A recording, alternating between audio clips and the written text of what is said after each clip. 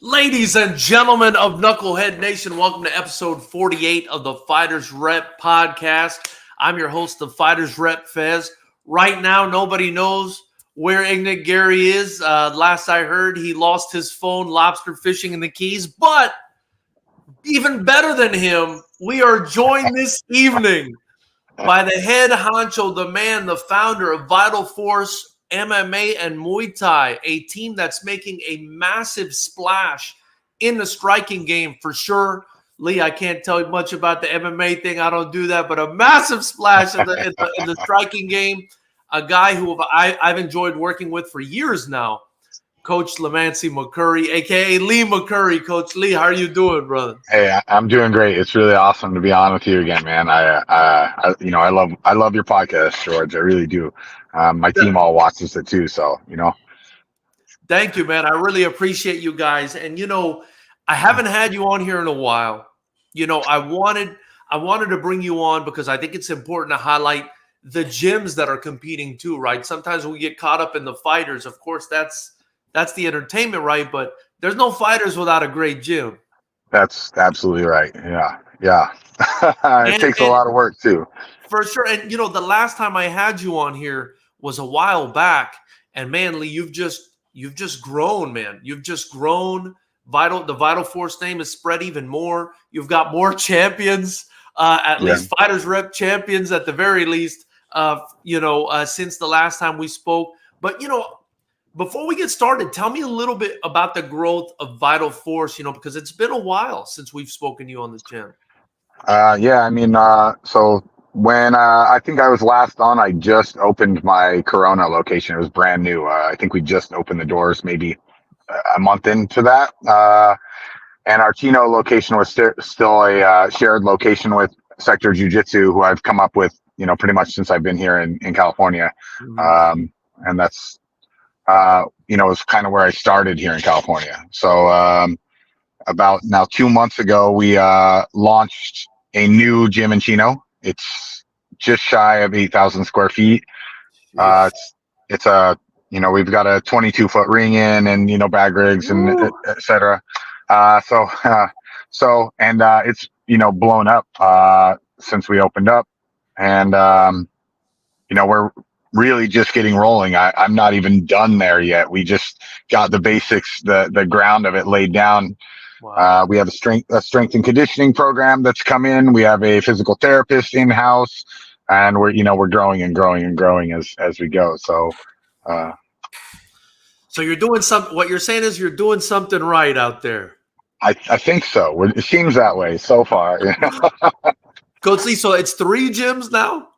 So it's 2. We closed down with Sector, so that was our small gym. So we have 2 gyms, but our membership, has more than doubled even in the last 6 months. Wow. So you're right. The name has spread a lot. We brought in a state title recently with my son fighting. He brought in the IKF Southern California state title. Malachi McCurry, guys, remember that's that right. Name. Remember that name. And that was a really great fight. I can't wait to get my greedy, slimy promoter hands on Malachi McCurry. Well, he's been itching for it too. He wants to fight for you. He's been talking about it for the last year, I think. So he's looking forward to it as well. Yeah, he's a stud, man. He's the future of these strikers in these sports, man, including your son. And, I think also like Julio Trana's son, I've seen him around, some of these kids coming up, man, holy cow. Malachi too. I mean, Malachi's just a problem, man. I mean, I feel like I look at his boxing, I'm a big boxing head. We talk so much boxing on this channel too, obviously besides the Fighters Rep stuff. And I'm like, man, this kid's so good. He could be a boxer if he wanted to. I mean, he's got the length, he's got the style, he's got the athleticism. He's so good. Yeah, he is. He's so he's 9-0. I mean, they're in boxing. Granted, they're point boxing, so it's right, but right. A majority of those were against adults. He's a tough kid. How'd you do at that tournament? Oh, some 16-year-old beat the shit out of me. Yeah, that's rough on both sides. Yeah. I definitely wouldn't want to be that adult first, but it's going to happen. Like you said, we've got these kids. Shane Julio's boy is, him and Malachi are good friends, and there's a couple other ones coming up that are really, really good strikers, and I've seen them start to compete with some of the adults who are on the scene, and they are a problem. They really are. Yeah, new generation. Look forward to seeing what they come up with. But the gym, man, I'm happy to hear it's doing very well. I'm happy to hear Vital Force is growing. Because I think that's going to amount, right? It's almost like one thing feeds off of the next. The gym grows, more fighters come out of Vital Force, more success, more wins, more championships, more experience, and then people see that. They're like, oh shit, there's a Vital Force gym next to my house. Yeah. They got champions. Look at all these champs they got. Look at all these fighters they got. Now I want to go in there. And, it's an inspiration that kind of keeps feeding off of itself. I mean, is that something you've noticed? Like, this thing's probably growing exponentially.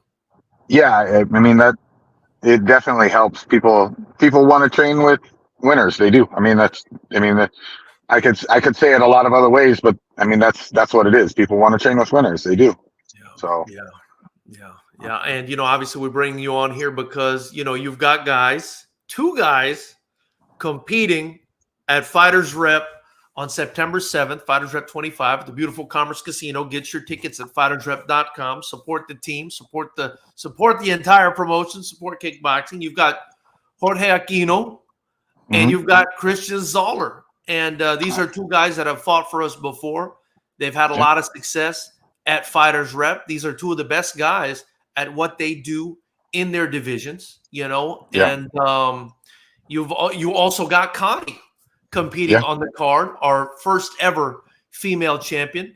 So 3 people from Vital Force competing on this next FightersRep card, and all 3 of them are incredible fighters. I mean, what can you, in whatever order you want, what can you tell me about these incredible fighters that you've produced and their progress since they've come over to you at Vital Force? I mean, because these kids, I'll give my own spiel when you're done, but these fighters are amazing. I'm very impressed by all of them.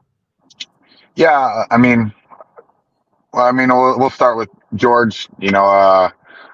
George is a really, really dedicated heavyweight. I mean, I've worked with a lot of heavyweights, not only in my coaching career, but in my fighting and training career. And, a lot of heavyweights can get away with just being big, strong guys. And, it can be hard to get some of the big guys to be dedicated to the gym and really, really put in the hours to be technical strikers. And we know how that is, right? Because I'm a big guy. I think you're even bigger than me. Yeah.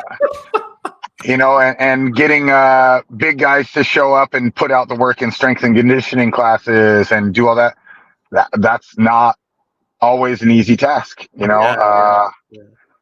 and George, George is a dedicated fighter, man. He shows up. And he's a beast. I see him everywhere, man. Even at the PKBs, like, I'll see him helping you out, cornering people, and doing all kinds of stuff. Yeah, I mean, my team, everyone on my team lives this. I mean, this is our lives. I don't take very many days off. I work 7 days a week. I'm doing things for these fighters just about every single day, from classes to one-on-one sessions to making sure they're on their nutrition, their weight cuts, their strength and conditioning, whatever it is. To officiating fights. I mean, you're so immersed in this shit, Lee. You're as bad as I am, man. You might be worse than me. You're even officiating fights. Yeah, I mean, I've slowed down on that since we've grown so much. My time has gotten a lot more limited, but for sure. But yeah, I mean, I've done everything in this sport, George, to me, George, and since we're on the topic of George, shout out to him. I mean, what really sticks out to me is how much he's improved from when I first saw him. I mean, the improvement's noticeable. Not that he was bad when he got in, because I felt like you could see he was good and he had potential when he got in. And I think you told me he had like a boxing base when he got in, and you could see that, right? He already had the strength. He had the durability. You could see that in him. But I think where he improved the most, obviously, is the technique that you've taught him. And I want to say his athleticism, man. Like, I feel like his athleticism, like, he's way more explosive than you would expect a guy his size to be. Absolutely. I mean, it's terrifying. He hits real hard, and it's not just like power hard, explosive hard. You know, I can for most of my fighters, I can run through a pad session without them or with them without wrapping my leg. I don't do that with George. You know, I make sure I'm padded head to toe because he's very explosive, man. There's some sauce on every one of those strikes that he throws. I can see it, man. I can see it. I mean, when he lands on people, it looks like it's not a good time at all. Yeah. And the other thing I'll say about him that I love about him is he's really soft-spoken. He's really professional. He seems very just like likable. You know what I mean? And it's such a pleasure to deal with somebody like that. But it's also unassuming because you would talk to him if you probably saw him in work clothes or something, and you would just think, oh, this is a gentle giant. You know, he's a big teddy bear. You know what I mean? But you wouldn't know that he could just kick your leg off and basically knock you out in one punch. I mean, the guy's vicious. I mean, it's just such a weird, it's such a strange dichotomy. You know, he's this super nice, lovable guy that could like destroy your life. You know what I mean? I think that, you know, we get a lot of that in our gym because it's kind of our culture here. You know, I'm big on the, you know, no egos when we walk in the door. And that when we're training, you know, we are trying to improve as individuals, but we only improve as individuals if we improve as a team. So, so even though, George is a super likable guy. He's super nice. Everyone loves him, but that's also part of our culture here, you know? But moving on to Christian, you know, Christian is an athlete, man. He is, you know, he walks around probably at like 8%, 9% body fat all the time. He's got one of the best physiques I've ever seen. And he's improved dramatically. No Diddy, by the way. No Diddy. With Christian, you know, I've had something that I kind of usually have to battle with heavyweights. I've had to battle his strength and athleticism and kind of get him to pull back and utilize the technique rather than his athleticism. And he's grown a lot in that. And I'm really excited, especially this fight camp, since we've kind of refocused his strength and conditioning routine and utilize that to kind of help him dial into technique versus athleticism. I'm really excited to see how that plays out for him in this fight. And he's got an amazing fight. I mean, they've all got great fights coming up on September 7th at FightersRep 25. But, you know, he's going for 2-division champion at FightersRep. And he's taking on Cam Spencer, who's also looking to become a 2-division current champion. And, you know, it's just one thing I'm really impressed by with Christian. And this is kind of part of your culture too, right? So I got to credit you with this. You guys will fight anyone at any time.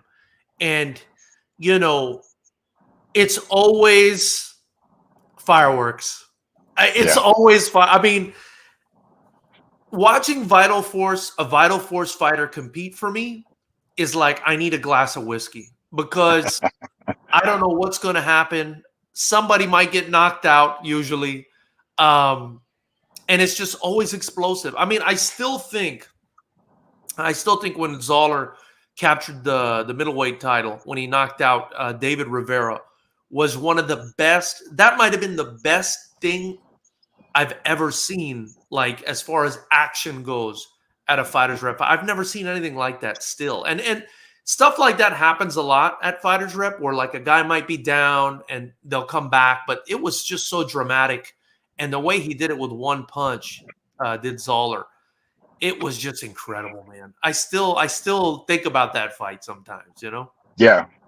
I mean, yeah, Christian kept his head on his shoulders through some, probably a rough 20, 30 seconds of fighting, and found the hole because he was clear headed, focused, and chasing the goal that he was after. But you're absolutely right. I'm always, hey, George, we want to fight the best, the best person. Who do you got? That's the best person. I want to fight them, I'll admit it. I'm the promoter that, and I think you see that too with me, right? I mean, you deal with me. I'm like, Lee, let's maybe get him a guy, to let him marinate a little bit. Like, I don't know if the guy should, because Zoller, I think before Zoller challenged for a title, I mean, he'd only had a couple fights with us. Yeah. And I was like, Lee, like, are you sure? Like, maybe he needs to fight someone with a similar record. Like, no, but you felt like he was ready. You always felt like your guys are ready. And, in a situation like that where it's close, I'll defer to the coach. And I'm glad I have with you. I'm really glad I have, because it's like 50-50. It's like every other Fighters Rep fight. It's 50-50. What's gonna happen here? Like sometimes there's favorites, there's guys you expect to win, but usually I try to make fights where I think both guys have a good, solid chance to win. Mm-hmm. And and you've definitely helped me do that. And your guys have definitely come out on, and girls have definitely come out on top as much as anyone else. I'll say that. Yeah. I mean, that's just as an amateur, it's great to have a good fight record. You've talked about that before. I've heard you talk about it, but ultimately I want my fighters to fight the next best thing. I want them to always be chasing something that's harder and better and bigger. Oh my goodness, preach that, brother, because for me, that's what I think is one of the problems in the striking world right now, especially here in the United States, and our market, right? California, Florida. These guys don't have nearly enough amateur experience, and we just cannot afford to be picking and choosing fights. I mean, if it's something that's completely unreasonable, like, maybe you're 3-0 and I ask you to fight a 10-0 guy, I'm not going to do that. But that's understandable if you don't want to take that fight. That's not even a fight I want to make. But like, when you got guys with similar records or close, refusing or saying yes or no or picking and choosing fights, Lee, I just don't see how we get kickboxing or Muay Thai, which I don't do, but kickboxing, I don't see how we get it to the level that it needs to be at, where, for example, like in boxing, where you got guys like Lomachenko who had 400 amateur fights. I mean, how are you ever going to get anywhere near that level of quality and popularity and readiness when you're taking 5 or 10 amateur fights in California and then you think you're ready to go pro and you want to pick and choose your fights like it's the pro game? I just don't see it. I mean, that's part of why I'm so heavily involved in the matchmaking process for my fighters. When I first came into this game, not only as a fighter, but I've run into it a lot as a coach as well, as having promoters trying to tell my fighters that they're ready. Oh, you're ready for the pros, man. You're ready for the pros. You're 2-1 now. And they're trying to, dude, I'll pay you well for your first pro fight, and it's to get, whatever outcome that they're after, but it's definitely not in the interest of the fighter. And I agree. I think there's a lot of people going pro way too early. I especially see that in the MMA scene. Yeah. But also in kickboxing and Muay Thai, where we're 4, 5, 6 fights in, and we're already looking at the pros, and that's just too early. It really is. You haven't even settled into being a fighter at that point, in my opinion. I agree, man. I agree. And I've actually reached out to the IKF, man. I'm like, we need to get more tournaments that are full contact amateur, because this PKB stuff, you know, it's got its place. I mean, it helps a little bit, but it's no replacement for an amateur program. It's just not the replacement. Right. I agree. My fighters do fight at the PKBs and the point boxing. And I think they're really great to intro my fighters into what competition is. But it's not the same thing as as a full contact. And if your goal is to, I had somebody that I knew had only fought point boxing, tell me that he was going to go pro. And I was, wow, really? uh, Good luck. I work with, IKF on the PMTs. We housed one recently, and it was really, really great. Congrats on that, by the way. I saw that, and I Thank you. kind of wanted to reach out to you to talk some business, but we'll see. Yeah. We had a really great turnout. Thanks to Rafael. He did an awesome job promoting it and handling all that. But yeah, it would be great to, have some more tournaments here that were full contact as well. I think that you watch fighters go to USMTO in Arizona and get to put 3-4 fights on their record in a weekend. And that's really awesome for building up amateurs. Yeah, that's very important, man. That's vital. That's vital for us, brother. That's vital for us. But I think they all have their place, and I try and utilize them that way. I push my fighters to do point Muay Thais as a beginner. Here's your first step. Let's go do 3, 4, 5 of these, and then okay. You have the idea of what a competition is. Let's look at a full contact. Yeah. And I pretty much all my fighters have done that. And I like that chain of availability, but I do wish there was more access to, full contact stuff for especially my beginner fighters, that are just looking to make their first, sets of fights, first 2-3 fights. No, I agree with you. I think you're doing it right. Like I said, I do think it has a place, but it's definitely not in the place of full contact, and I do think we need more full contact. That being said, before we continue, guys, don't forget, get your tickets to Fighters Rep 25 and 26 at FightersRep.com. Come watch George Aquino, heavyweight beast. Come watch Christian Zoller go for 2-division champ, another beast. And of course, come watch our first ever female champion, Connie Gonzalez. She's dropping a weight class. She's taking on a very tough competitor, and she's looking to campaign possibly to another title in the near future. Get your tickets at FightersRep.com or buy them off the fighters. And also give Vital Force a follow on Instagram at Vital Force MMA. Go out there, support them. If you want to learn how to fight, you're in Chino, you're in Corona, hey, Coach Lee is the guy for you, man. MMA, striking, whatever it is, head on out there and get that good experience. I wanted to go back quickly to Zoller, man. He's also kind of a quiet, laid-back guy. I kind of, every time I get a chance to talk to him, I try to extract as much information from him as possible. Very, soft-spoken guy as well, but tough guy, competitor, always in incredible shape. And he's got a tremendous right hand on him. I remember he's got an elephant tattoo on it. Yeah. And I think it has sentimental significance related to family, and I really appreciate that. And I think that's awesome. But I remember asking him before I knew what it meant. I was like, dude, is that elephant signify power? Because, we've seen him destroy people with that right hand.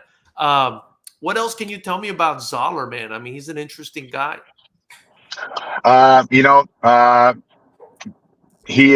Christian's a very dedicated fighter. He literally lives at the gym.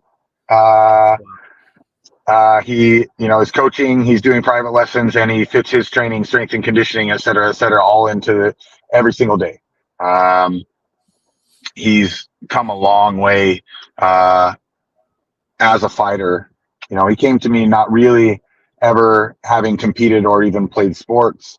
So, for him to make the jump into fighting, this has really kind of become his life. So much so, he's actually an engineer. I don't know if you know that about him, but he is an engineer, and he stepped away from being an engineer to chase this. Oh my God, man!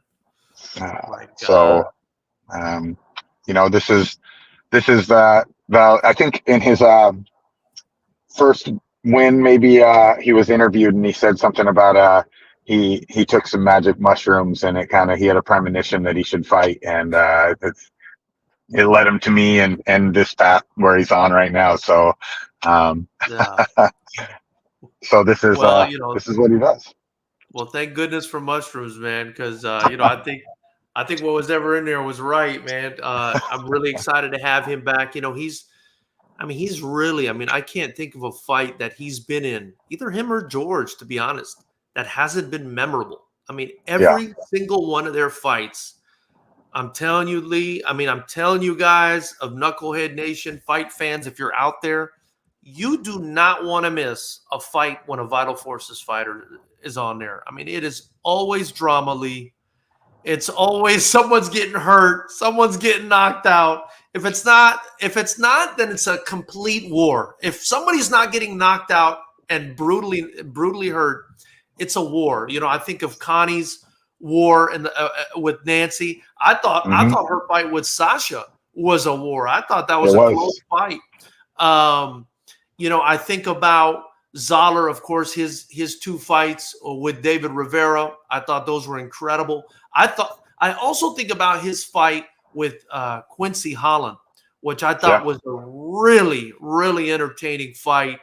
And then, of course, George's fights. I think about the one with Kevin Ross, where they went to war, and I thought George was out, and then George kind of came back in the end. And then I think about his fight against Adam Gonzalez, a very sturdy, super heavyweight who I had seen in there with a guy who was like 6'7", 6'8", and couldn't put Adam away, couldn't hurt him, couldn't stop him. And I saw George able to stop him, and I was like, holy shit, like what kind of power does George have to stop a super heavyweight in their tracks like that? Not that George isn't a big guy as well, but he's got a very strong chin, and it was a memorable knockout as well. You know what I mean? And I think George was very happy about that fight because I think he wanted to go into kickboxing and get an explosive win, and that's exactly what he did on that night. He definitely did on that night. Yeah, he really he showed who George is that night, and this is part of that amateur building is being able to replicate that over and over. That's why that amateur experience is so important. Why do you think your fighters are always involved in these exciting knockdown, drag out fights? Is it because you guys, I want to say it's because you guys are taking the toughest challenges all the time, and you guys are always matched.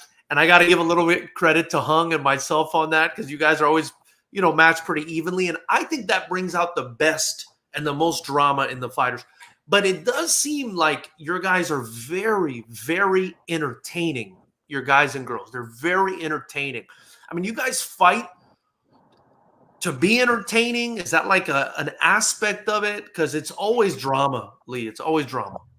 My goal is, when I am coaching my fighters, is, I'm trying to plant the idea of always chasing action in the fight. I don't want them to be passively winning a fight. So, pushing where we're going to score next, pushing where we're going to damage next, and how we're going to intelligently approach that in each exchange. As a fighter myself, I'd say just like, recently I fought in a jiu-jitsu tournament, and I fought 3 matches, and I had 5 minutes in between each of those, and all 3 of my opponents were fresh opponents. Wow. And every win I've ever gotten in jiu-jitsu was by submission, except for one, and it was that day. And and I hate that I won by points. I hate it. I hate that I won by points. I Um, see. I see. and I kind of plant that same idea in my competitors is like, I tell them like, hey, the faster you guys finish the fight, the less wear and tear on my heart. You guys are gonna, I'm gonna be out there screaming. You guys are giving me a heart attack by the time I'm 50. Yeah. They're giving me one, dude. You guys are always doing this shit, and I love it. The fans love it, but I'm not gonna lie. Going through it, man. I mean, all these fights have been, again, Zoller's fight with Rivera, George's fight with Kevin Ross, Connie's fight with Rampage Jackson, sitting ringside with his girlfriend. Everybody's mouth was hanging down to here. She was, going to war with Nancy. I thought the fight with Sasha Neek was incredible. I thought it was close. Just always a great fight. And, I've kept you on for half an hour already. We got to talk about Connie, man. I don't want to hold you too much longer. I know you got to cut out, but we got to talk about Connie real quick. So, honestly, I can't say enough about Connie. Connie came to me, and, she went out there and she fought her ass off in their fight against Nancy. And from that fight to her fight with Sasha Neek, the change that we saw in her as a technical striker, as somebody who's looking to not just get in the pocket and brawl, but actually get in and out, utilize angles and intelligent attacks. What she's become is amazing. I mean, Connie is probably, the most dedicated person in my gym. Wow. I'm not and surprised. Also I'm not the surprised. Smallest. And also the smallest. And she gets in here and she will stand and bang with any of these 6'3" guys, George and Zoller, and she you can see it on her face if she has to miss a round or if she has to slow down in a strength and conditioning exercise, that she absolutely hates it. She is the smallest monster that I know, brother. I am not surprised at all. Yeah. I mean, the way she fought Nancy was one thing, and I thought that was impressive. And I thought they brought the house down, to be honest with you. Mm-hmm. And then that fight with Sasha Neek. I mean, Sasha Neek, significantly larger than her, just bigger. Nancy was bigger than her too. But I think Sasha Neek was definitely, looked on another weight class almost, not to take anything away from her. She's a fantastic fighter as well.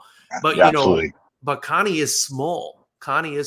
And the fight that she put up in there, I mean, I've only seen Sasha Neek just run through people. Like they weren't there. And so when I saw that fight and it was going into the 5th round and I didn't even know who was winning the fight. I mean, I thought it could be anybody could win that fight. It was going into the 5th round. I was like, holy shit, like these girls are like in there and Connie's absolutely holding her own. I thought there was a chance Sasha could clip her because she's very explosive. But but Connie just stubborn, tough, like you said, technical, and she flurries when she needs to. And her cardio is really impressive. And, just everything about her, she's got such a dog in her, man. She's got such a dog in her. And I'm just blown away by her, man. I can't wait to have her on September 7th. She's taking on Fayeta, and that's going to be an incredible fight. She's moving down a division, and I think it'll probably fit her a bit more, considering she was at such a height discrepancy against the other girls. But still, she was in there doing her thing, Yeah. I mean, she definitely. You wouldn't. I mean, she'll fight anybody. She would. If I put her in against a 6-footer, she'd find a way to get up there and punch her in the face. Wow. She fought a girl at West Coast Classic that was like, I want to say 5'10", and Connie was clinching her and winning in the clinch. Connie really is an amazing fighter, and not afraid. She's not afraid at all. I mean, there are times when I see her just walk forward and throw 1-2s like just absolutely fearless, and I love it. I love her style. Yeah. She is a beast. There's no doubt about that. And you got a 2-for-1 on that one, right? Because Alex Stowe as well, and they're in here all day long, every day, man. They both train their asses off. I can't say enough good things about them. He's another beast, so man, I look forward to having all of them on. I can't wait. If you guys haven't bought your tickets, I don't know what you guys are waiting for. These fighters are absolutely fantastic. And that's pretty much all I've got for you, Coach Lee, man. I know you got to go. Right, I kept you longer than I was supposed to, and I apologize. That's all right. That's all right, man. It's great to be on here. They're doing their thing in there. I'll jump in and put them through some harder stuff in the gym. I appreciate you, man. Say hi to everybody for me and tell them I look forward to seeing them in September. All right. I will. All right. Thank you, George. All right, brother. Have a good one. Ladies and gentlemen, Coach Lee McCurry, give him a follow, Vital Force MMA, and, come support the fighters September 7th. Thank you, Coach. Thank you. All right. Hey. And now that we're done with that, we have the what am I going to call him? I hope you didn't lose anything else besides your phone when you were lobster fishing. Wow, Gary, what a Florida man move, man. I don't know. What do you have? You must be embarrassed. Do you have anything to say about yourself before we start this Tank Davis versus Shakur Stevenson prediction? Hey, I am horrible with phones. I constantly break them, so I have to constantly get a new one. And I just came back from my son's football practice, so couldn't be here at 9:00, but I'm here now. Wow. Well, ladies and gentlemen of Knucklehead Nation, I appreciate you guys supporting. Again, get your tickets to FightersRep 25 and 26, September 7th and September 21st at FightersRep.com. And we're going to get into this next topic, Gary, because everybody's talking about this since the Lomachenko fight. It seems like is no longer happening between him and Tank Davis. It looks like now they've changed their trajectory and they're aiming their sights, and they've got Shakur Stevenson in the crosshairs for Tank Davis. This is a fight, Gary, that I really think not only does Tank benefit from it a lot. I won't say he needs it because I think he's making a lot of money. He doesn't need anything really. Yeah. But I think for his legacy, I think he needs it for his legacy. And I think it's going to benefit him a lot. And I also think Shakur needs this fight, Gary. What are your thoughts? Well, I mean, I think both of them need this mega fight of what most people consider the two best in that division. Without this fight, because right now it doesn't seem like he's gonna get the Devin Haney a fight, because Devin Haney looks like he's moving to 147. Don't like you getting a TO fight. Maybe you do. Maybe who else do you fight to cement your legacy? That's what I'm saying. That's what I'm saying. Yeah, he can't fight Loma, which is probably going to be an all-time great. You don't really have anybody else that somebody's going to really put a stamp of approval on your list. And the same thing with Shakur.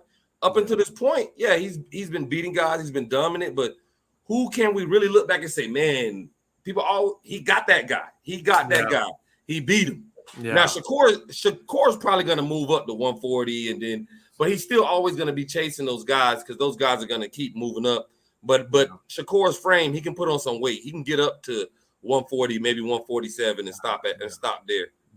Yeah. Well, I think this fight should happen. I hope this fight happens.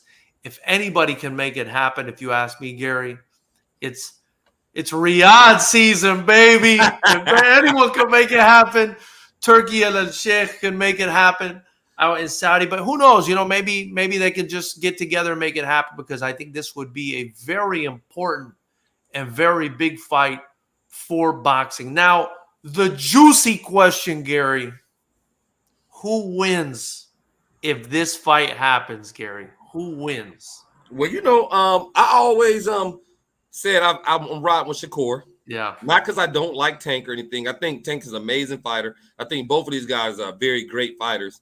I've been a little iffy lately just because he's going crazy, and I think he doesn't really know. I think after the fight when he fought with the messed up hand, I think it's kind of messed with his psyche a little bit. It's kind of like pressing, but I'm still gonna stick with him. But lately he's been like, it feels like he's trying to do the Anthony Joshua thing, find his identity again and find who he is. And you think so? I mean, because the last fight, you could tell he was really frustrated with not being able to get the guy out of there, put it on the show, and then after people start saying stuff, he really got in his feelings, really even more than before. I'm gonna turn to a villain now. I'm gonna be a villain, and he starts saying, I'm gonna do like AB. And I don't know if that's the steps you want to follow, but no. I mean, he's just so I think he's frustrated that he's not getting respect. He feels he deserves that he couldn't get the guy out of there, and he's getting frustrated to where he's arguing in the corner. He says he's done that before, but I think he's just frustrated. But I mean, I'm still gonna stick with him. I still haven't seen anything too alarming or anything. I would have liked to see him put the guy out, but that's how he's gonna fight, and it may be frustrating the Tank. It may frustrate Tank, and it may get Tank out of his game. Yeah. As we know, before I give my spiel, what is it you're seeing? This is what I'm interested in from you, Gary. What is it you're seeing in their styles that's making you pick Shakur over Tank if they fought each other? Well, I mean, what I'm saying is, give me the substance, Gary. I want the substance. Well, I think if we're just talking about a pure boxer, I think Shakur is the better pure boxer. Now, I think Tank is well-rounded. I think Tank is people discredit how good of a boxer he is. Did you just call him Shakur? What I did, Shakur. Shakur did. To be honest, I like Shakur better. So let's just go with Shakur. I think he's a and he doesn't get hit a lot. He's not going to open up to you a lot. He gets hit the least out of everybody percentage-wise, and he judges distance very good. So very conservative. He's very conservative. And I think that's going to be hard for Tank to get in and open him up. And he's okay with just outpointing you. He's okay with hitting you and moving around and hitting you and moving around. And if you look at that Frank Martin fight, Tank was having problems with Frank, athleticism moving around. He's moving around. A guy moving around like that. So Tank, you heard him in the corner like, he wanted to slow him down, slow those feet down. I don't think you're going to be able to do that with Shakur Stevenson. Shakur can do that all night. Was Tank having problems with him, or was he downloading information, Gary?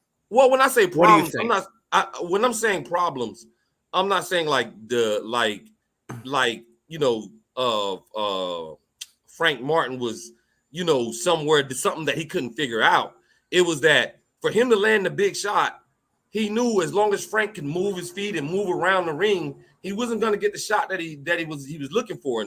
And Frank was just okay with hitting him and moving around. Mm-hmm. His thing was to make Frank, one, throw more punches to get tired, and then off the pressure, keep him moving around, hit him to the body every now and then, and slow him down.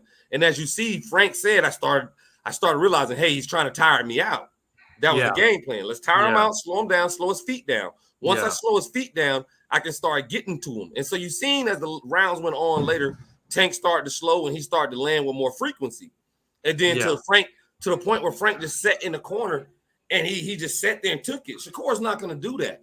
Shakur's going to pop, move, and he's always going to move, and he can do that for 12 rounds. He's not going to get cornered. He's not going to get tired.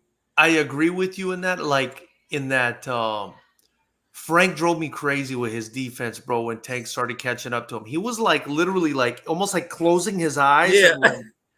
I was like, dude, what are you doing, bro? You're going to get killed by this guy defending yourself like that. He ended up getting hurt pretty bad. Yeah.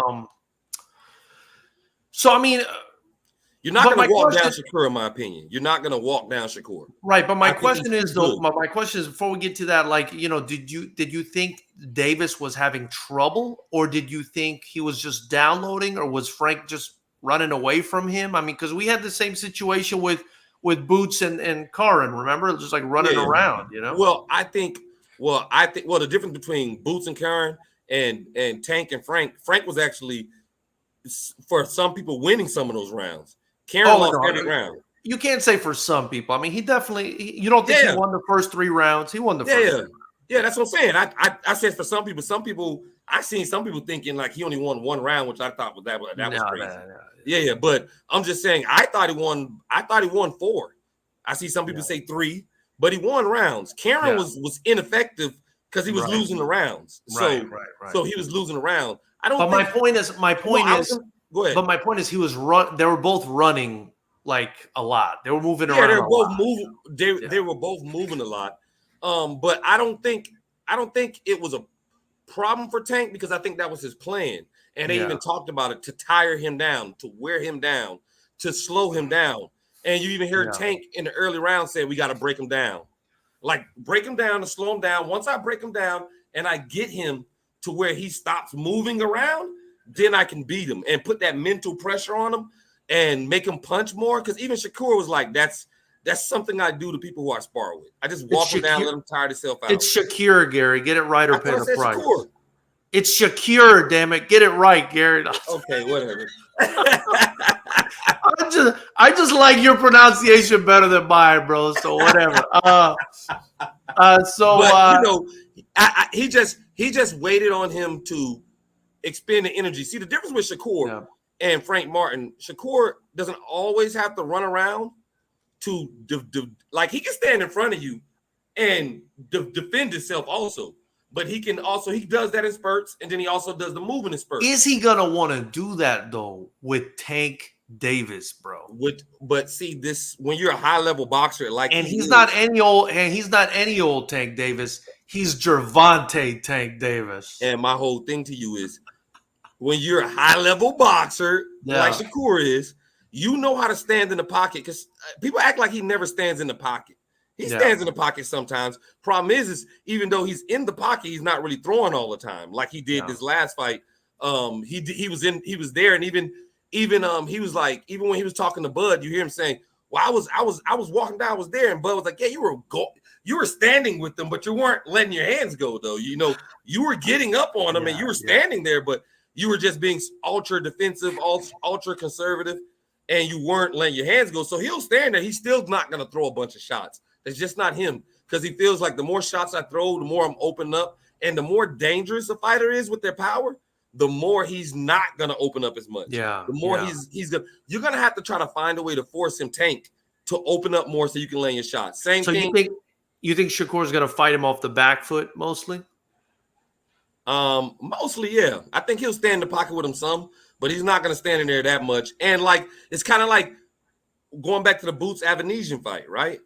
I seen your boy Tarver, and I agree with him. You mean Shakur Avanesian?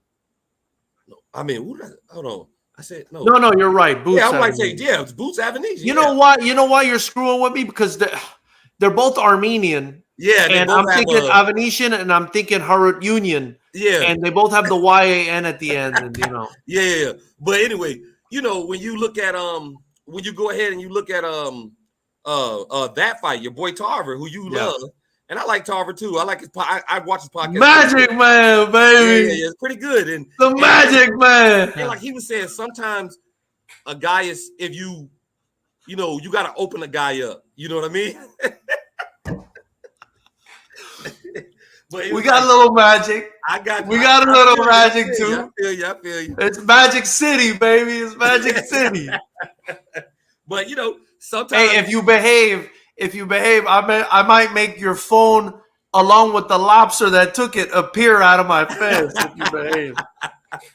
But like he said, he was like, with Boots and Avanesian, it was kind of hard for Boots to kind of get in and get the shots without letting Avanesian throw some, trying to open Avanesian up so you can then land your shots. Because as long as he was saying is Avanesian felt like he couldn't hit Boots, he was less to open up. Same thing with Tank and Frank. He let Tank get some shots on him. Frank get some shots on him because you want the guy to build up some confidence and everything, and so you can then land your shot.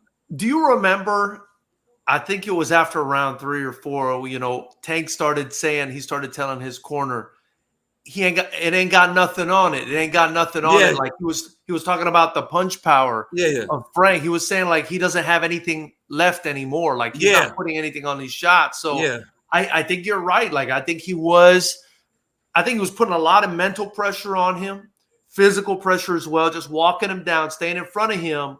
And he probably thought he was going to end up breaking. And it ended up affecting the power too, because I think he moved around so much he probably got tired. He just had no zip on them. He threw too many punches that weren't landing clean. They were hitting gloves. So he was throwing punches. So you're spending energy doing that, moving around the ring a bunch. You're expending energy doing that. And Tank isn't throwing that many punches. And he's not moving fast. He's just walking towards you, keeping his guard up. You kind of got to open. So, sometimes you'll throw back at Tank and he'll just block him. Yeah. And sometimes you'll throw back at him and he'll counter the hell out of you. Yeah. I mean, I love, let me tell you something. I love watching Tank Davis so much, right? And that's why I called it Gervonta Tank Davis. Because if I'm ever elected, right? If I'm ever elected or I get, I become part of the army or something, or some big money weapons company hires me, I'm building a tank and I'm naming it a Gervonta tank. I'm naming it a Gervonta tank. Because they got an Abrams tank. They got an Abrams tank, right? So I'm naming it a Gervonta tank, and it's going to be the quickest one, and it's going to hit you with the heaviest shot, because that's how he fights, man. He's incredible to watch. You know what I mean?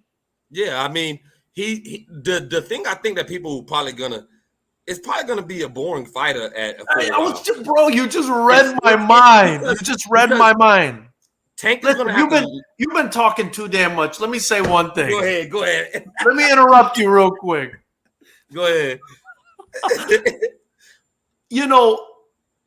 I'm mentioning I like Tank so much. He's so exciting because I was just going to say as a segue to that, but I think Shakur is going to stink this fight out, bro. I think he's going to stink it out because he's just going to back up. He's going to fight on the back foot. He's going to be defensive. He's not going to let Tank get close, and he's going to be running. But I do think there's a possibility that Tank has it in him. And that's the thing. We haven't seen it, right, where he's desperate to kind of get the guy to engage and get him out of there. And I feel like he's going to have to. What do you think about this, Gary? I feel like he's going to have to turn up the offense and cut it off the ring and everything else to get this guy to engage. He's going to have to make this a fight. He's going to have to make it a fight. Well, see, here's the thing. I'm not going to let you do and say Shakur is going to stink it up. I think both of them are going to have something to do with it. I don't know if you watch Nightcap. Tank, bro. Tank? No, bro. You let me listen. Come on. I don't know if you watch. You're Nightcap talking about the. Hold on. Listen, before you go on, listen, I don't want to lose all the fans we've gained. You're talking about the face of boxing right now. George, I don't care. Styles makes fights. We know this. We know Pacquiao's all action. Was the fight boring between him and Mayweather? Yes, it was. Okay? Yeah, but that was Mayweather's fault. But that was Mayweather's fault. You're just as guilty if you can't get to him and hit him and make it interesting. No, come on. Shane made it interesting when he caught him. Hold on. Wait. Let me get to the point I was going to get to real quick with Tank and Shakur. Why I think it's going to be both of their fights' fault that the fight is going to be kind of slow. Okay.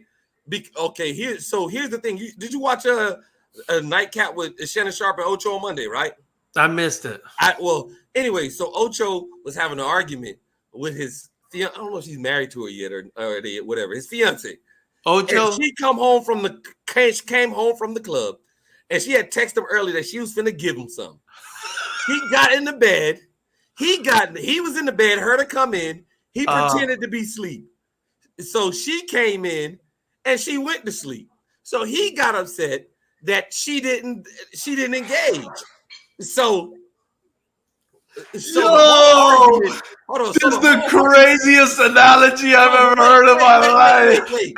So then Shannon Sharp was like, well, if she got in the bed, you should have. Hey, look. Hey, look. Oh my God. He's like, so if she got in the bed, Ocho, if she didn't make the move, you're supposed to make the move. And then he was like, yeah. But he was like, no, she said she was gonna make the move. So then they start fighting. So oh my God, bro. And he didn't make a move. So no action happened. Now that comes to my analogy with Shakur and Tank. Both of them, Tank, like you said earlier, he likes to counter you. He likes to get you throwing shots so he can counter you. Boom. He's really a counter puncher, because if you look at most of his fights, he doesn't really lead the fight. He lets you come. Yeah. If you look at Rolly, he caught Rolly with a counter. Rolly coming. Gary, I don't even know what you're saying anymore. I'm so in shock from that analogy. I'm still recovering. I'm shell shocked.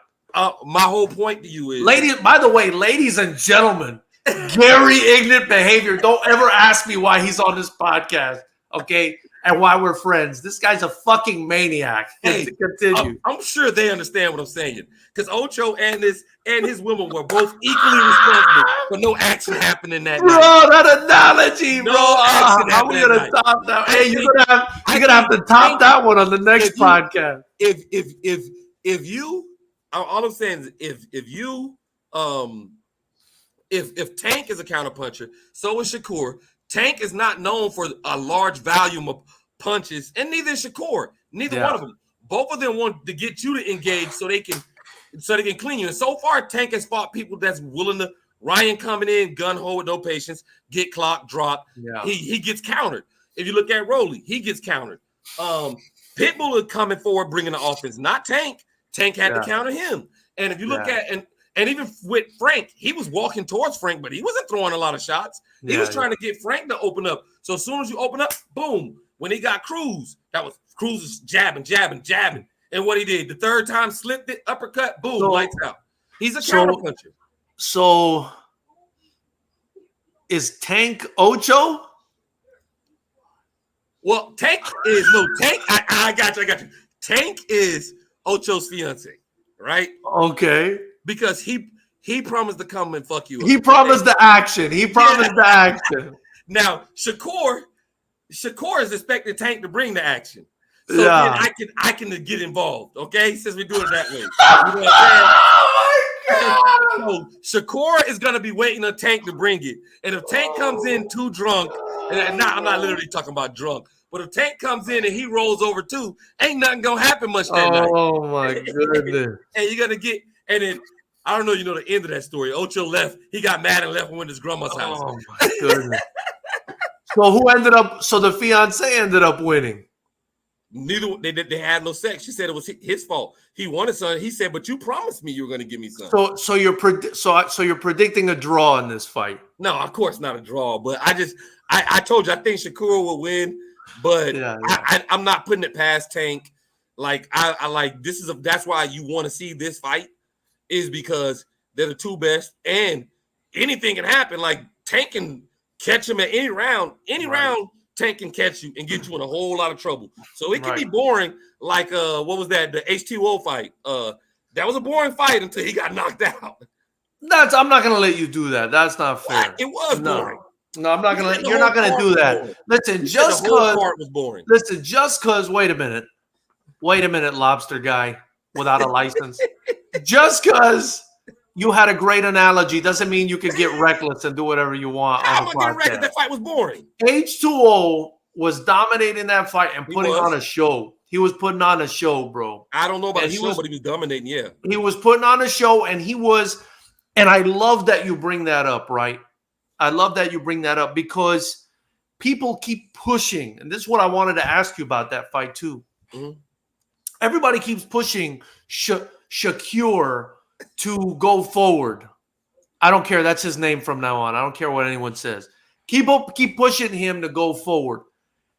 And I want to say that perhaps Ashton Silva, H2O, probably had that in his head, right? Because that's the talk. That's been the talk of boxing, is Shakur not moving forward. And he probably had it in his head and said, okay, I'm technical, but I don't want to be a boring fighter. I want to try to get this guy out of here, right? And I know when you are offensive, you leave yourself open. And he got clipped. And that could definitely happen. 3 shots in a row. Bro, he got clipped hard. A double right, then a left that put him out. Yeah. I think the second right is what kind of like got him, and then that left just closed the show. So he got clipped. So that could happen to Shakur against Tank, Gary. I mean, so do you think that outcome and all this talk is going to make Shakur more aggressive? Or do you think it's going to make him stick to his guns the way he usually he's pretty much said it. He's pretty much dug into I'm going to try to let my hands go a little bit more, because you got to think it's like the way. But look how dangerous that is, especially with a guy like Tank, especially with a Tank. Yeah, but you can go about it. See, it's a Gervonta Tank. You don't have to have one or the other, George. It's not an Abrams Tank. It's a Gervonta Tank. It don't matter who it is.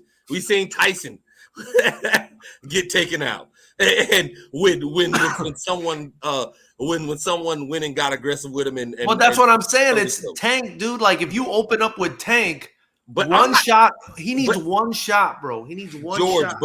But George, I'm not saying open up and go crazy and just let your hands go crazy. You can be a guy who starts opening up. If you look at when Bud fought Avanesian, the first 3 rounds, Bud was moving around. Then about around like 4 or 5, he started walking towards him, and he starts putting more punches together. He wasn't going crazy. No. He wasn't.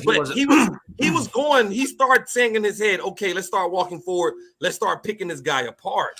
And see, but that's why I like doing this. That's why I like doing this with you, because as we do this, the lights start turning on where, maybe they haven't been on in a couple years. They start turning on in here. And it's making me think, like you mentioned identity. You mentioned, you analogized it to Anthony Joshua, which is probably your least perverted analogy of the evening. But you analogized that to Anthony Joshua, and you talked about finding identity. And I think that's a very important point, Gary, because Tank Davis is not the guy you want to have to find a new identity with. Well, I don't think he will. I think he's going to fight how he normally fights, because he knows he needs to. Let me tell you, if he lets his hands go a little more, he's up in the danger for himself. And it could be that performance against Harut Union, I think his name was, it could be that all the negative talk ends up coming back to haunt him if he changes or if he goes looking for that new identity against Tank Davis. I think that makes this fight, Gary, gives it a little bit more, Gary. It gives it a little bit more. Here's the thing is, nobody's going to blame him if he's a little bit cautious with Tank, because you can't see the reason why you. Yeah, they are. Wait, yeah, they are. The casuals are going to blame him, Gary. If you win, that's going to make his superstardom even more. The reason why I was critical and a lot of other people were critical of, I don't know how to say his name. I forgot his name. You can say it. Harut Union. Yeah, Harut Union is because nobody knew this is a guy that was supposed to be a showcase fight for you. This is a guy that you were levels above. You kept saying in your corner, he's an amateur, I'm a pro. So if he's an amateur, you're a pro. It's almost like, hey, well then go take the guy out. When you feel like you're levels above somebody, you can let your hand go in a I won't, it's not a cautious way, but you can let your hands go in what's the word I'm looking for? More reckless way? Huh? In a more reckless way, you mean? No, not reckless. In a more secure way, but conservative way. Yeah, you can let your hands go cautious in a way. I thought the first word you used, cautious, was the appropriate word. You can still let your hands go, but still be technically sound. Get that hand back, shoot, boom, boom, boom, do things, and not go crazy. Because see what happened to, now that we mentioned Anthony Joshua, because Shakur mentioned Anthony Joshua. Anthony Joshua had him hurt, had Ruiz hurt, right? And he just rushed in there. He didn't rush in there sound. He rushed in there, right? Thinking I got the guy hurt. He didn't keep his hands up. He just went to take the guy out, and he didn't do it in the proper way, and he got clipped, and that was that. Same thing with HT20. When you look at him right now, when he threw, he got clipped. Boom. Instead of whoop and like kind of, he tried to throw another punch with both his hands down and got caught again. Boom, with the same punch twice. And I think the second one kind of hurt him. And I think the left one killed him. By the way, shout out to Lucas Body, Palestinian, an Arab kid from Canada. Pretty cool. Congrats to him on that win, even though I thought Ashton Silva won or was winning, and I would have preferred him to win. But, still cool to have an Arab kid do well, especially from Palestine at a time like this when they're going through a lot, do well and do something for his nationality. I want to challenge you on one thing.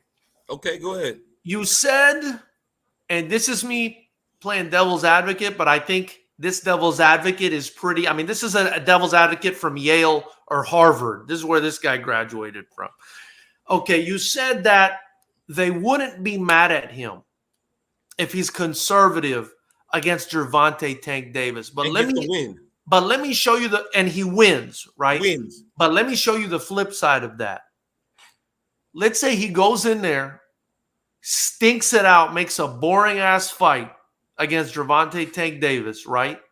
Kind of like the way Mayweather did against Pacquiao, but even more boring. Imagine he just totally stinks it out. And now he just beat by decision in a stinker Gervonta Tank Davis, the face of the United States' American boxing right now. Do you think that his star ascends or does it descend in that situation? You just said it yourself. He beat the top guy. The top Gary, guy. But imagine what Cameron and Mace and the rest of them are gonna say. They're gonna say, "Hey, shit. But he won. He won." But Gary, you know how many years? Wait, let me put it like this. I'll give you another analogy. God damn it, Gary! It can't always be just about winning or losing. That's all it's about, baby. Oh well, once you keep winning, see, this is the thing. Devin Haney, right? Devin Haney.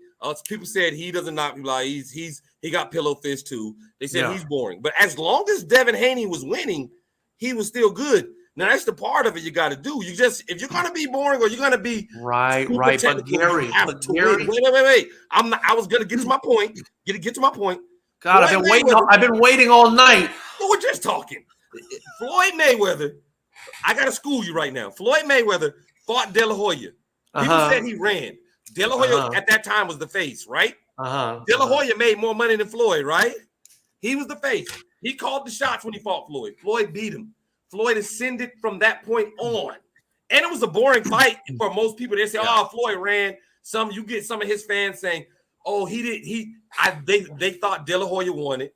I didn't see that, even though the judges had a split decision. I thought that was crazy. But you had people fussing, arguing that Floyd ran, that De La Hoya should have won the fight, all that. But after that moment, Floyd was now the man in boxing. He called all his shots. But Floyd did, and it could be, but Floyd did a fantastic job, Gary, in playing the heel, bro, and playing the villain. That's what Shakur said he's doing. But I don't know if it's working for Shakur the way it's going to work for Floyd. You see what I'm saying? But and here's the other thing. Boxing is very racial, bro. That was Floyd beating De La Hoya, right? America, Black America, Mexico, and Mexican Americans. They always sell fights. They do. This would be Tank Davis, who's the darling, I think, in America, and Shakur Stevenson. It's kind of this same demographic going against each other, and I don't know if it's going to result. I could be wrong. I don't know if it's going to result in the same situation as Floyd Mayweather, who really was able to use that, I think, conflict of having a different ethnicity a race, I don't know if he's going to turn it up the way Floyd did. You know what I mean? Who played the villain? I mean, didn't Floyd? Correct me if I'm wrong. Didn't he wear like a sombrero or something for that fight, bro? Yeah. He was really. Hold on. He was really trying to piss people off with that fight. Was that for the De La Hoya fight? I don't remember. I don't know if that was because they fought. I think they fought on a Cinco de Mayo or something. It could be. I don't remember. Yeah. That's the thing. I don't remember. But, you know, there is that. But, Gary, there is that element. You know what I mean? And then De La Hoya was also an Olympic gold medalist in the United States. I mean, I know Mayweather was close to that as well. But this guy was like the darling. Like, this guy was like the baby, you know? And I feel like Tank is that too, but he's not an Olympic medalist. He's not of a different race. He's you know, it's kind of the same. That part, the Olympic medalists, I don't think that really matters to fight fans that much. To the purists, maybe some, but to fight fans, they're like, you are right. Tank is beloved, and this is why it'll turn. But so was De La Hoya. You see what I'm saying? He was like a darling. Yeah, I know, but listen to me. I'm gonna explain why it still will work for Shakur. Already said he's go ahead. He's embracing being the villain, and he's doing it on Twitter because all you see. I read comments on all these different podcasts, comments. Man, I can't wait to somebody shut him up. I'm tired of hearing him whine on Twitter. I'm tired. Blah, blah, blah, blah, blah. And I hope Tank knocks his teeth. Maybe he's the next Mayweather. Maybe he is the next Mayweather. And so then I'm gonna tell you what the difference between him and Mayweather, though, but I'll get to that real quick. But like I said, people want to see Shakur get knocked out because they're tired of him talking. And if he beats Tank, that's just going to make the bloodlust for somebody to shut this guy's mouth out. And like they said, it doesn't matter. Mayweather always said, it doesn't matter why they watching me, whether they hate me or love me. You know what I mean? Yeah. They're watching. So you get the money. But the only difference between Mayweather, which you got to, because we always saying, oh, Mayweather did this. Mayweather was exciting up until, he was, and that's when I say you can be, Mayweather still had great defense before. And that's the other thing. I don't think the Mayweather De La Hoya fight was as boring as was too boring, you know, and I think that's the thing, man. I think if he goes in there and puts on a stink bomb against Tank Davis, bro, I think that's going to turn people off. I think it's going to turn people off. Now, I want success for all fighters, you know, so I hope it's a good fight. But that worry, you know, that thought came to my mind as well. Like, what if this ends up being a super boring fight? Because I felt like the Mayweather-Pacquiao fight was boring. It was a little bit boring. That was boring. That was boring. The De La Hoya fight was kind of boring. For me, the De La Hoya fight was a beautiful thing. I even thought the Pacquiao, I'm like, he's just outboxing him. But it's a boring fight, though. Because you don't. I thought the De La Hoya was more entertaining. And but this is the thing though. When Mayweather fought the Ghost, he let his hands go a lot more because he knew he couldn't hurt him. You know what I mean? And when he fought, I would say, who was it? When he fought Cotto, he stood in the pocket with Cotto, and he traded with Cotto, and things like that. So that's a little slight differences. I mean. The Cotto fight was an exciting fight. That was a good fight. And then even with the Shane, once he started picking Shane apart, he put his hands together. He didn't knock him out. Well, the Shane fight after the first round was boring because I think he figured him out right away, and then he ended the night. You know, but he gave punishment out. He gave punishment out. Same thing with Zab Judah. I just worry. Look, I just worry that Shakur goes in there, stinks it out. First off, it would be boring. I worry it would be boring. And then second off, I worry that it's not going to help Shakur. But, you know, hopefully if that does happen, he can play it off in a way where maybe he does become the villain, or he's got to do something with it. He's got to do something with it to make money, because otherwise his star won't ascend. The star will descend is what I'm – it's a possibility, because – I'll tell you where it happened too. I don't know if you remember the Super Six with Andre Ward and Froch and Darrell and these guys. There was a fight where Carl Froch fought, I think it was Durrell. Uh-huh. And, I'm going for the American fighter. I mean, that's just the way I am. I'm going to go for the American fighter. I like Froch, but I'm going for the American fighter. It was Durrell. And he put on such a stink fest. Gary, this guy put on such a stink fest, did Durrell, that like by the end of the fight, I didn't give a shit if he won or lost. And I remember. But didn't he lose though? Didn't Durrell lose? He did lose. He did lose. But I remember going up to like when they were reading the decision, because it was close, but it stunk. Yeah. So I remember when they were reading the decision, I was like, I don't give a shit if this guy lost, because he fought like an idiot. Like, this was horrible. Yeah. And I remember Dan Rayfield, the most popular boxing writer for ESPN or whatever at the time, he wrote like, he talked about like how he thought Froch deserved to win just because this guy stunk it up so bad. Uh-huh. So, that's what I'm afraid could happen to Shakur. You know what I mean? And I hope it doesn't happen to him, because I do think he's technically brilliant. He's a brilliant fighter. Well, see, here's the thing is, you said the key word, he lost. Because if he won and beat Froch, he would have had another chance to come out and fight. Who was it? Jermaine Taylor that Froch fight out after that and knocked out? I don't remember. But you would have had the chance to fight Jermaine Taylor or maybe Andre Ward in a big, huge fight, because Andre Ward ended up winning that whole thing. Yeah. So you would have had the chance to move on. You got to win. You move on, you get the bigger fight, and people will forget a boring fight. If you have a boring fight here, but your next fight is exciting, they will forget that last one as long as you got the W. You know what I mean? But if you lost, I don't know if that's always the case, Gary. I don't know if that's always the case. It remains to be seen, because I do think you can win in boring fashion and turn people off. I really do think you can do that. I mean, Andre Ward won in a boring fashion. I remember he came back from. He had a layoff, like a 2-year layoff or something. And he was so the way it wasn't he a fought, great fight. The way he fought was very conservative. Yeah. And that's why he never broke through, right? Until he fought Kovalev. And once he fought Kovalev, he needed a name like that. Because you can't really tell me any other big name that Andre. Yeah, but look, he finished Kovalev. Yes. But I'm saying it wasn't until he fought a big enough name. Froch was a big name in boxing circles, but it wasn't, I guess, as big as in America. It's great that you bring up. That Ward Kovalev fight, though, because the first fight they had, a lot of people thought Kovalev won. Yeah, I thought Kovalev won, but they gave the win to Ward, and I didn't think it helped. I mean, the way that it helped is it created more anticipation for their next fight. Yeah.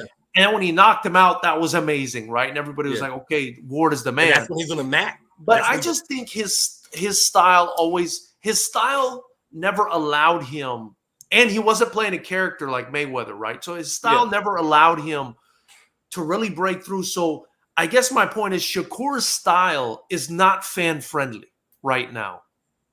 And he doesn't really have a fan-friendly personality. He's going to have to find something, Gary, especially if he beats Tank Davis, who's got a really fan-friendly fighting style and a good personality that's fan-friendly. He's going to have to do something if he beats Tank Davis different. He's going to have to do something different. Hey, listen.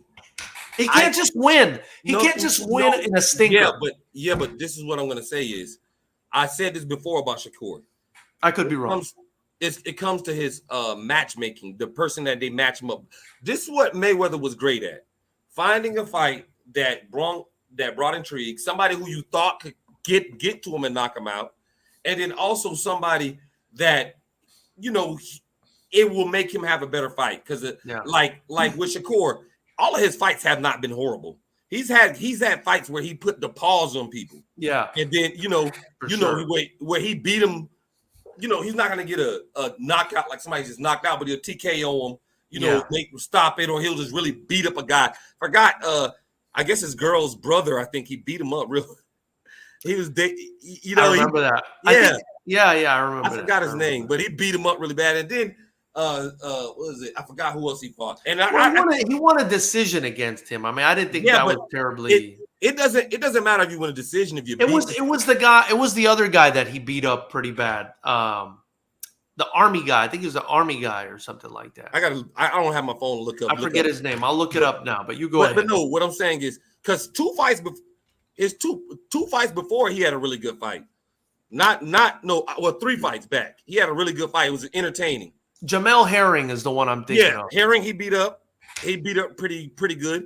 And the one you're talking about is Joet Gonzalez. It was a unanimous decision. It was. Hold on, which one? Go to the one before that one. Then maybe I'm trying to think. Alberto Guevara, he KO'd, and after Joet Gonzalez, he fought Felix Caraballo and KO'd him as well. And then when he fought Shuichiro Yoshino, he TKO'd him. Yeah, that's what so he's 22. He's got 22 fights, 22 wins, 10 KOs. So he's less than 50% on the KO ratio. And I think, Well, this is what I'm saying is what I'm saying is if you match him up right, he might, because it's not just about the KO. Because you can have an exciting fight and literally nobody gets knocked out. Yeah. You can have an exciting fight without somebody. But he's not. But Gary, he's not going to have that. He's not going to have that because he's so good technically that nobody's going to be able to give him like a war. It's going to have to be. Yeah, but it's going to have to be a knockout. But the thing about it is because he's a counterpuncher, people who put out more volume punching is going to make him let his hands go more because you're putting out more volume. Now that's why I said Tank doesn't put out a lot of volume. So he's not going to let his hands go as much. He was waiting in his last fight for the other guy to start punching. He's like, oh, he's not trying to win. He's just trying to survive. He's not punching. Well, he's not opening up. He's not coming at me because that's what Shakur wants. He wants you to come to him and open up and throw the punches so he can counter you. And like I said, if he beats Tank, real quick, he doesn't have to do nothing special. Just do the matchmaking good. I guarantee you, if he beats Tank, and then you match him up with Pitbull right after that, and we've seen what Pitbull can do, and a lot of people think he gave Tank problems, and you go, okay, beat Tank, we'll try to beat Pitbull. A guy that's going to come forward all day, throw punches all day, and that's going to make him throw. You're going to have to throw against Pitbull. That's the guy. That's the kind of guy. That's the kind of guy he needs to fight, and Tank Davis is the kind of guy also that I think he needs to fight because if anyone, that's what makes me curious about this fight because Tank Davis usually takes his time, downloads the information, and then gets guys out of there. I think in this fight, that's going to be very scary for Tank Davis and his team because if you get too far behind, you might not be able to claw your way back into this one against this kid. I think it's going to prompt Tank to really go after it here. And be a little bit more aggressive. And that's what intrigues me about this fight, right? Can he find a way to, like you said, make this kid open up and then counter him with something? Before we continue, though, I want to say something. Connor Bracken, he's a fighter, Gary, that's competed professionally for FightersRep for years. He had, I believe, 4 or 5 fights with us. And he got the call, Gary, from Karate Combat. And he fought today, and I messaged him. I said, good luck, but nobody can fuck with you. And I say that because Connor Bracken, Gary, at 185 pounds, I'll put him in there against whoever you want in a kickboxing fight. Anybody you could think of, I would put Connor Bracken in there, and he's going to blow them out of there.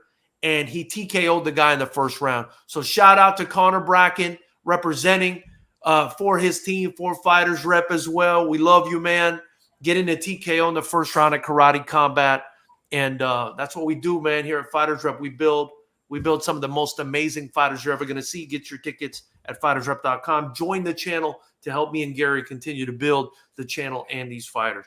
But yeah, Gary, that's kind of where I'm at. That's what makes this fight so interesting for me. We haven't seen Tank really fight that style. They're both going to be out of their comfort zone against each other, so I'm hoping something special comes out of that. They've been in the ring numerous times with each other. I know it's sparring, but that's different. That's different. But you can still pick up a couple things from sparring. Yeah. You can't. Obviously, you're not going to fight like that on fight night. Yeah. But you can still, you can at least know. Like that's why some guys is like, oh, once I start pro, I stopped fighting certain guys that I knew I may be matching up with. I didn't want them to get a look at me, and know to prepare or whatever. I'm not going to box them because they might be trying to get. I forgot what boxer said that. They might be trying to get little details or something, just started trying to spar me and things of that nature. So, well, Gary, let me ask you, man. We got the prediction Fez on. I need to know. I know you're saying Shakur. I need to know how he gets it done. You already know. I'm not saying knockout. And I'm not doing that to be funny or nothing, but I'm just saying, like, Tank has shown that he has a chin. That's one. He's gotten hit with shots. He's shown he has a chin. And then Shakur is shown that he's okay with going to the scorecards. Yeah. You just said he has under 50% knockout ratio. So the percentage is saying most likely if he wins, is going to the scorecard. So I got a winner on the scorecard. I don't see him knocking out Tank. But like I said, I'm not betting any money on it. Yeah. I'm not going crazy on it. You scared, Gary? Yeah, hell yeah. I'm not gonna lie. I'm not like crazy confident. Tank is like what I said, what I like to call a fighter. He can box you, he can brawl you, he can knock you out one punch. I think he can probably even take it to decision when he hurt his hand against Pitbull. Hey, I know how to survive and take it to decision and win.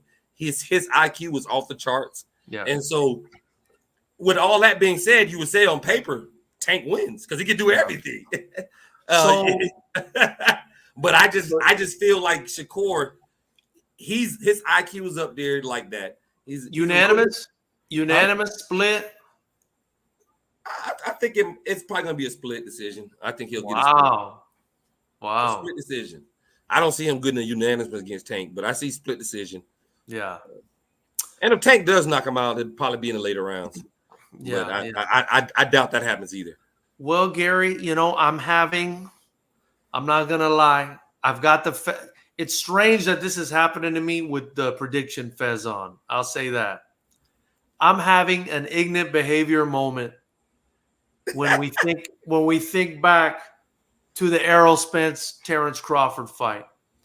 I've been playing this fight over and over in my head, and I wasn't sure. I was leaning towards Shakur, and I'll say this: my brain is telling me Shakur by decision, just like you, right? Yeah. But I like Tank Davis.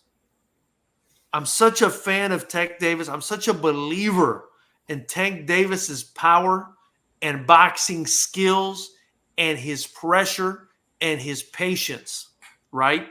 Yeah. That I'm going to go out on a limb here, and you're going to call me crazy. I'm saying he gets this kid out of here between rounds 10 and 12.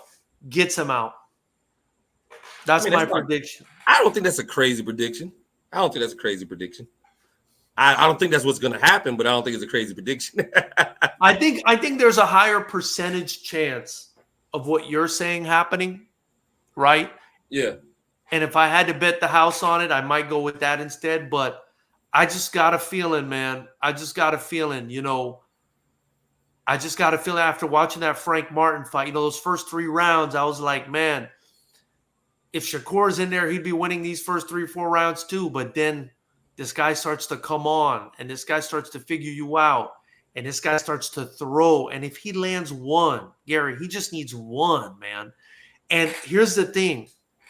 He doesn't need just one in the way Deontay Wilder needs just one, right? Because Deontay Wilder is going to have a lot harder time landing that one because he doesn't have the skills and the athleticism and the timing and everything else that Gervonta Tank Davis has.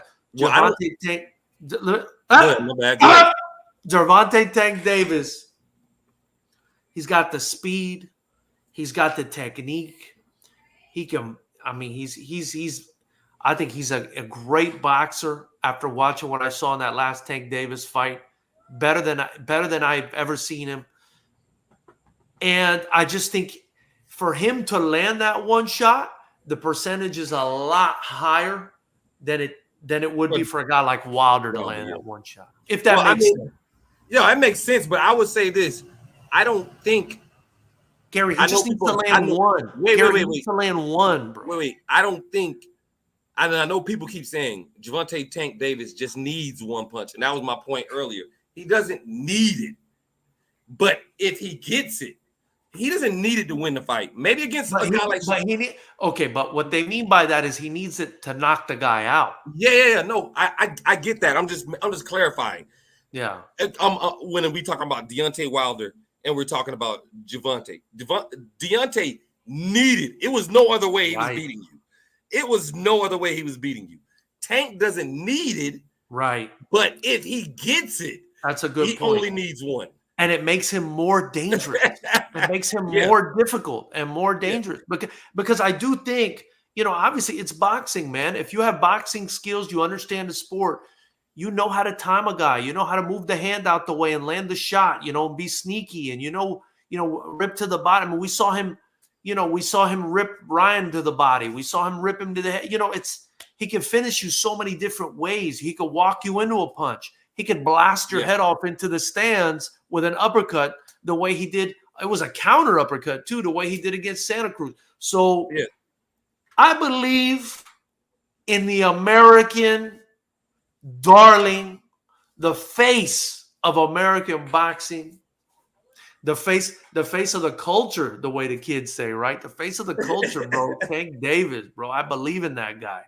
And I like Shakur, and I think Shakur can win. But I think Davis has more experience right now. I think he's on fire. And I think he's he's making the prediction fest glow, bro. There's just something about the guy. He's got the it factor. And I think he gets the job done between rounds 10 and 12, finishing Shakur Stevenson. I'm crazy. I know I'm crazy. Oh, by the way, look at this. I wore the Conor Bracken shirt.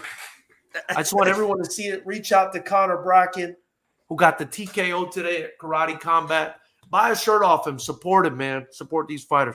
Gary, that's all we got. We've been on here over an hour and a half, bro. I know you're probably tired too from illegally fishing for lobsters. No, don't do that. I got my license, bro. I'm just hey, and I cut my foot too, man. And you lost the phone? No, I didn't lose. It fell in the water. The lobster ate the phone? No, man. Have you ever seen someone rip it in half? Oh yeah, that's what you do. You do that? Yeah, I mean, once you get ready to cook it, you can rip the head off, while it's alive. Well, I've done that, digging your hand in a hole, trying to get out a hole, because they lock themselves in, and if they are the crustaceans, they get out, they grow out the shell and shit, and they get a new one. If they're at that point and it's soft, and you reach in there, I was reaching there, trying to grab them, and I pull out, and it's just the head. I'm like, crap. Yeah, that shit is gross. But anyway, man, it's delicious. If you're cooking something, let me know. I'm coming over. All right, ladies and gentlemen, we appreciate your time at the Fighters Rep podcast. Be sure again to subscribe, join the channel, and we'll see you on Monday for another episode. We'll be putting up another interview tomorrow. I'm going to be interviewing Michael Claycomb, Joseph Claycomb. They're heading over to that IKF tournament in Las Vegas. They're going for a belt out there, so I'm going to talk to Mikey because he's also fighting at Fighters Rep on September 7th. And he's fighting tomorrow, so we're going to talk to him. Gary, I'm not sure if you're going to be free if you want to join me for that, but tune in tomorrow. We'll have that. Anyway, that's all we got. Gary, anything you want to say to Knucklehead Nation? I'm good, man. I'm ready to go. Eat and something. By the way, thank you to everybody. Our last episode was our biggest one yet. Last time I checked it, it was approaching, I think, 900 views. It's at over 800. I'm hoping it gets to 1,000. That means a lot. It's easy to get that, I think, if you put up a video that's already recorded, but to sit here and talk for an hour on a podcast and for that many people to watch it while we're just still kind of growing the podcast means a lot to us. So thank you guys so much for that. And follow Gary on Instagram as well and harass him and tell him that he still owes us ribs and now he owes us lobster, surf and turf. All right. Have a good night, everyone.